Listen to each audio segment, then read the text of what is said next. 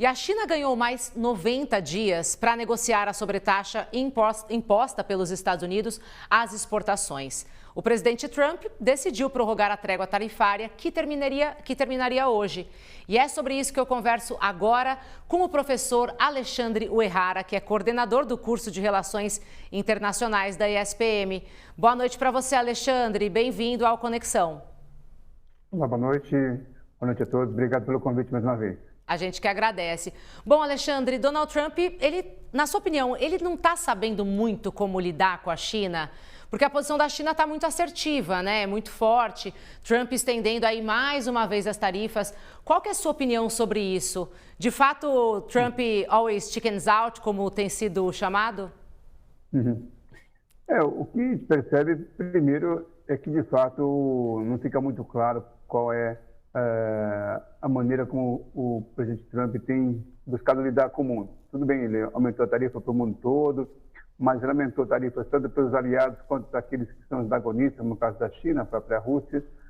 Mas, de outro lado, o que a gente tem visto é que a China, desde que havia a percepção de que o presidente Trump poderia reassumir novamente o cargo de presidente dos Estados Unidos, a China já vinha se preparando para poder fazer frente a essa situação. Então, me parece, e para muitos analistas também, que a China está muito mais preparada para fazer essas negociações neste momento de antagonismo entre os Estados Unidos e a China, as políticas do governo Trump neste momento, do que os Estados Unidos em lidar com a situação com a China. Tanto é que nós tivemos aí, no início dessas grandes elevações de tarifas, né, a elevação de tarifa a mais de 100%, e a China parou de subir as tarifas e depois, numa medida mais pontual, que foi das terras raras, conseguiu vamos dizer, sensibilizar os Estados Unidos para reverter a situação. Então, a gente percebe que não necessariamente só as tarifas é uma maneira de negociar e a China tem outros caminhos para fazer isso.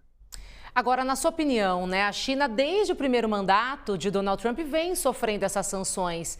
Agora, para esse segundo mandato, o país realmente se preparou?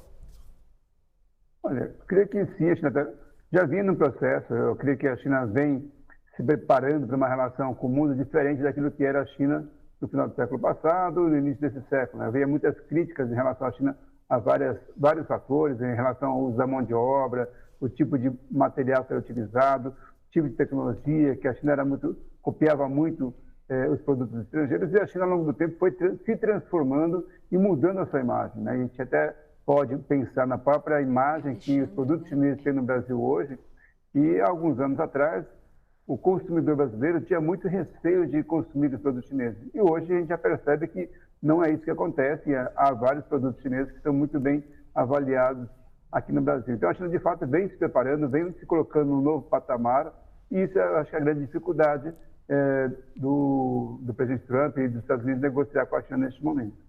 Alexandre, agora em relação ao prazo, né? Esse prazo de mais 3 meses, aliás, de prorrogação, dá um certo respiro para os investidores e para a economia como um todo, para a tentativa aí de um acordo que de fato seja mais promissor para ambos os países? Eu creio que a palavra que você usou é perfeita, né? Dá um respiro. Se a gente olhar assim, os dados macro, né? Há muitas avaliações que apontam que assim, os Estados Unidos teriam um problema com a inflação, e então, quando a gente olha para os Estados Unidos, os indicadores até esse momento, a inflação não teve esse pico, né?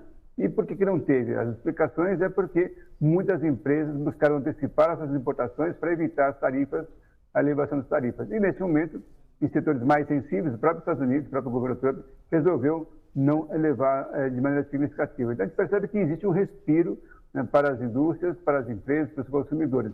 Mas a instabilidade permanece, a incerteza permanece, e isso que é muito ruim.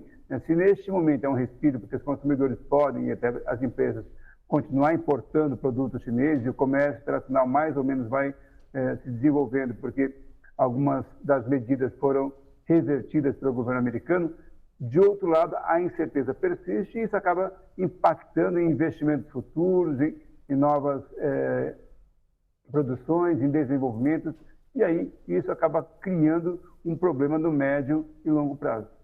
A gente está respirando aí, todos os países, né, respirando desde abril, quando ele impôs essas tarifas, e agora só nesse lance de prorrogação e depois volta atrás e tudo mais. Agora, olhando para o Brasil, o presidente Lula conversou ontem, né, por 1 hora com o presidente da China, Xi Jinping. O tarifaço, na sua opinião, pode acabar fortalecendo ainda mais essa relação entre os dois países e, por consequência, do BRICS?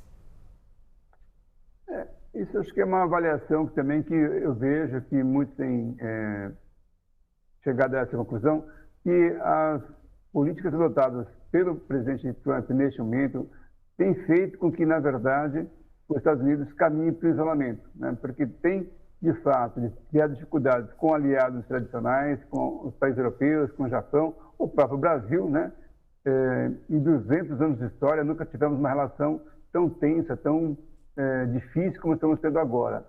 E, ao contrário dos Estados Unidos, o que a gente percebe é que a China, que durante muito tempo foi olhada com muita desconfiança em relação às políticas chinesas, aquilo que a China poderia vir a fazer e que tipo de parceria a China poderia desenvolver, neste momento eu diria que a China tem feito muito pouco em termos de ações, mas o fato de se manter com declarações muito objetivas, defendendo o livre comércio, defendendo as instituições, isso já tem sido suficiente para que muitos países, inclusive os europeus, inclusive também o próprio Brasil, acabem se aproximando, porque é uma alternativa para exportações aos Estados Unidos, né? O próprio café, que agora está aí sendo muito discutido pela abertura do mercado chinês, e os Estados Unidos bloqueando os cafés brasileiros com aumento de tarifas. Isso tudo vai fazendo, essas medidas vão se somando e levando cada vez mais, não só o Brasil, mas também outros países, a se aproximarem da China como uma alternativa ao mercado norte-americano. Alexandre, e o Trump também disse que o ouro não vai ser tarifado. A China, inclusive, descobriu uma das maiores minas de ouro. Essa prorrogação pode ser um sinal de um acordo à vista por conta dessa questão do ouro também? Olha, de fato, acho que desde o início a gente tem colocado assim que tem sido muito mais fácil para a China buscar alternativas a fornecedores dos Estados Unidos que ao contrário, né? Muitas coisas que o próprio Brasil, que tem uma relação com a China, que exporta soja, e os Estados Unidos também, né? Nós percebemos que, assim, bom, se houver uma tarifação das sojas norte-americanas, até o presidente Trump agora está tentando reverter a situação, tentando obrigar a China a quadruplicar a importação de soja, mas, enfim, produtos que os chineses têm importados no mundo, muitas vezes têm sido mais fáceis de serem levados de outros países para a China do que vice-versa. Então, neste momento, como a gente vinha falando desde o início, parece que a China tem uma condição de negociação, e até por isso, né, as negociações têm sido mais flexíveis com a China do que com outros países, que a China tem mais condições de negociar com os Estados Unidos que vice-versa. Perfeito. Você acompanhou aí a entrevista com o Alexandre Uehara, que é coordenador do curso de Relações Internacionais da ESPM. Alexandre, muito obrigada pela sua participação, uma ótima noite para você e até a próxima.